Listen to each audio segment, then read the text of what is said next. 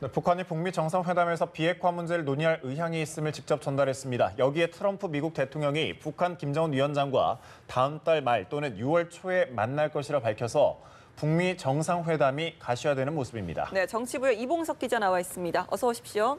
네, 어서 오십시오. 예, 북한 최고인민회의가 어제 열렸는데 김정은 위원장이 불참했는지 관련 보도가 일단 없습니다.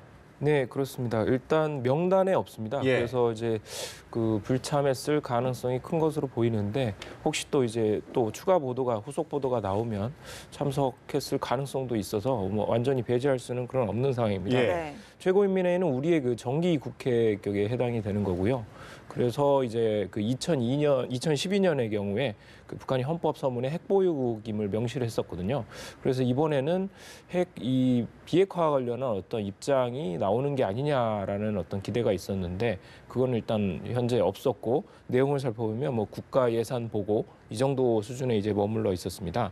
그런데 뭐 이 사실상 그 최고인민회의가 뭐 예를 들면 헌법상으로는 국가 최고 지도 기관이지만 뭐 김정은 노동당 위원장의 거의 거수기 역할로 이제 평가가 되고 있거든요. 예. 그래서 이제 며칠 전에 북한에서 그 김정은 위원장 이제 주재하에 정치국 회의가 열렸는데 그때 이제 그 어떤 이런 우리가 이제 생각하는 그런 언급이 나왔었습니다. 예를 들면 김정은 위원장이 남북 관계 및 북미 대화에 대한 어떤 대응 방향을 이제 제시를 했다고 하는데 예. 이때 제시한 거를 이때 이제 공개를 안 했지만 최고인민회의에서 그 예를 들면 추인을 하거나 뭐 그럴 가능성도 있다고 지금 볼 수 있겠습니다. 예. 그리고 그 북한의 어떤 비핵화에 대한 어떤 방안, 해법이라고 하면 아직까지 이제 알려진 건 없는데 그 저기 중국의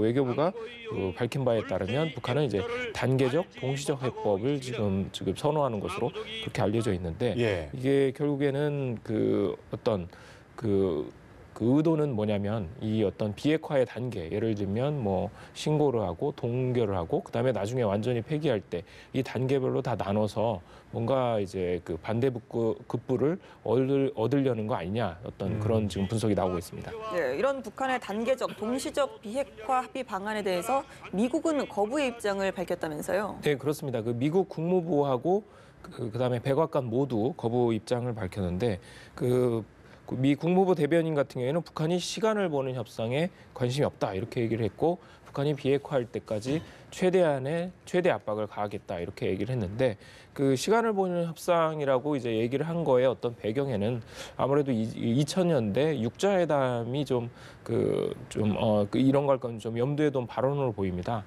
그 2000년대 육자회담이 그때 이제 열린 배경에는 그 2차 북핵 위기가 있었는데 그때 그 육자회담이 제기가 되면서 좀 상당히 많은 시간이 걸렸었거든요. 네. 예를 들면 육자회담이 2003년에 이제 시작을 했는데 뭐 9.19 공동성명이라고 이제 나온 게 이제 2005년.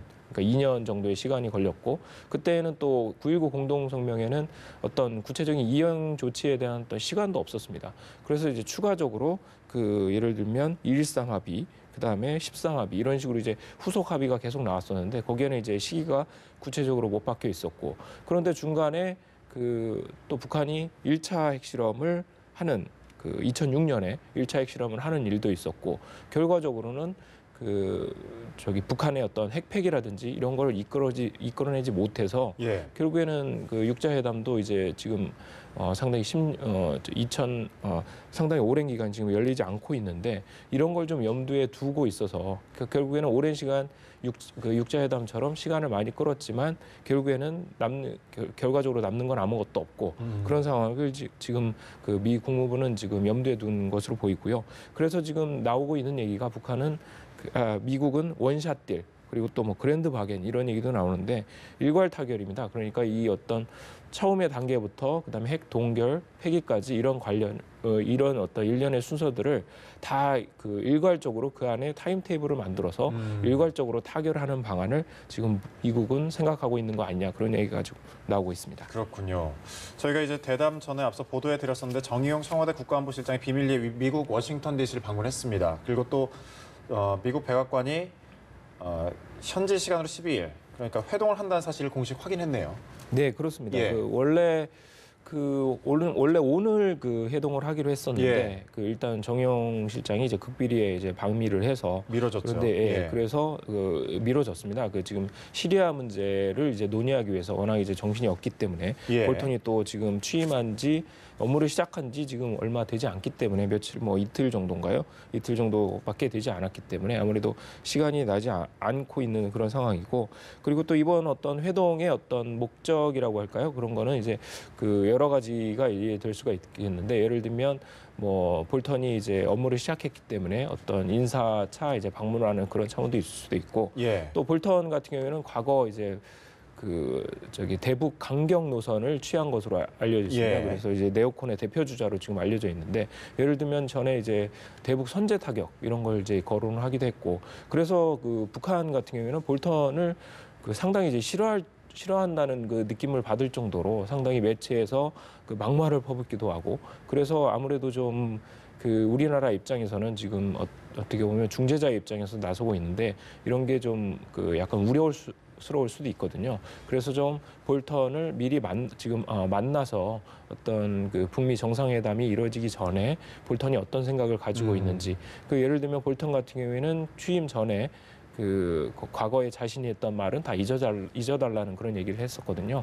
근데 지금은 어떤 생각을 가지고 있는지 북미 회담에 어떤 자세로 임할 것인지 이런 걸 좀 우리가 확인할 필요가 있고 또 우리나라와 미국 간의 어떤 그 대북 정책이라든지 뭐 비핵화 문제에 대한 어떤 그런 조율도 필요하기 때문에 아무래도 좀 이런 시기적으로 상당히 좀 적절한 회동이라고 볼 수가 있겠습니다. 예. 예, 뿐만 아니라 또 북미 간에도 물밑에서 활발하게 접촉이 이루어지고 있다고 하더라고요. 네, 그렇습니다. 아무래도 미국 CIA 그다음에 북한 정찰총국 이런 어떤 정보 당국 간의 회동이 이루어지고 있고요. 이런 사실은 트럼프 대통령이 직접 확인했습니다.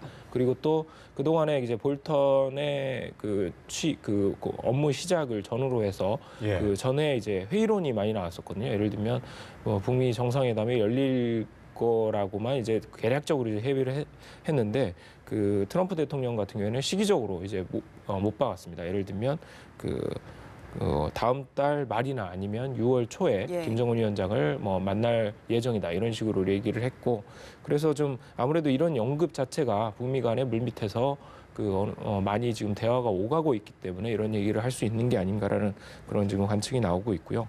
그리고 또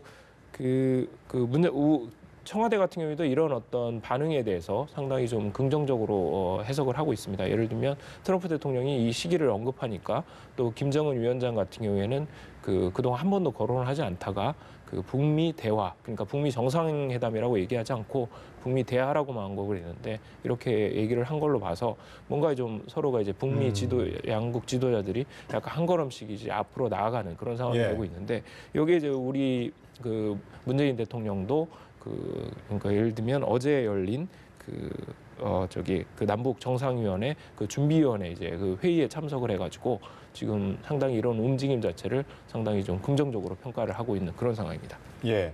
북미 정상회담이 어느 곳에서 열릴지도 관심사인데 어디가 거론되고 있습니까? 네, 워낙 많이 거론되고 예. 있어서 일일이 다 거론하기가 힘들 지경이고요. 또 아무래도 역사적인 회담이 될 거기 때문에 그렇죠. 여러 나라에서 지금 다들 자기들이 유치하겠다 이런 예. 식으로 도움을 주겠다 이런 식으로 좀 나서고 있습니다. 예를 들면 판문점도 거론이 되고 있고 제주도 그다음에 베이징, 모스크바, 평양도 거론이 되고 있는데 서울도 또 거론이 되고 예, 있죠. 그렇습니다. 예. 예, 서울도 있고 그다음에 평양 같은 경우는 이제 미국이 좀 북한이 선호하는데 미국은 좀 거부하는 예. 걸로 지금 알려져 있습니다. 예를 들면 미국 같은 경우에는 실제로 예를 들면 평양에서 열리면 캐딜락이 거기에 이렇게 수십 대가 줄지어가지고 이동을 하고 그다음에 우리 군용기도 수십 대도 평양공항에 도착을 해야 되는데 북한이 이런 걸 감내할 수 있겠느냐 이런 식으로 얘기를 했다고 하고 그다음에 이제 거론이 되는 게 양국 북미가 대사관이 다 있는 유럽 지역이 있습니다. 몽골 울란바토르, 그다음에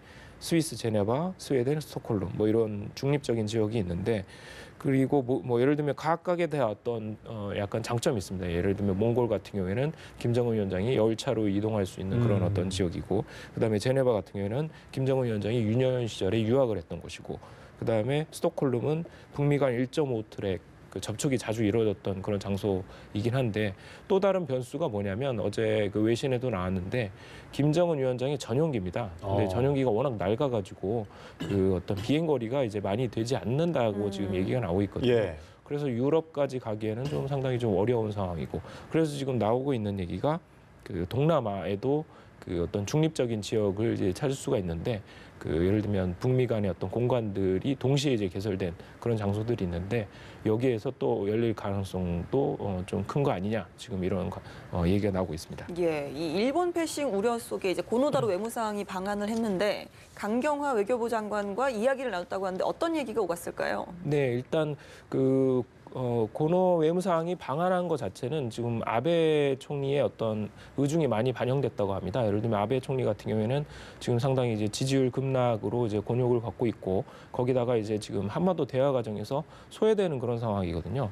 그래서 이제 고노 외무상을 우리나라에 급파를 해가지고 그런 어떤 한반도 대화 국면에 올라타려는 그런 어떤 차원으로 볼 수가 있고 그리고 또 그 고노다로 외무상은 이제 현충원 참배 이런 식으로 이제 우리 측에 많이 이제 성의를 그런 모습을 보였습니다. 그리고 또 한일 외교장관 같은 경우는 강경화 장관하고 얘기를 만나가지고 지금 현재 남북 및 북미 정상회담이 역사적 기회다. 그리고 그 한반도 비핵화고 평화 정착이라는 공동 목표를 제어하긴 지금 함께 이제 정보도 공유를 하고 함께 이제 노력하다 어떤 그런 얘기를 나눴습니다. 알겠습니다. 여기까지 듣도록 하겠습니다. 정치부 이봉석 기자와 함께 짚어봤습니다. 고맙습니다. 감사합니다.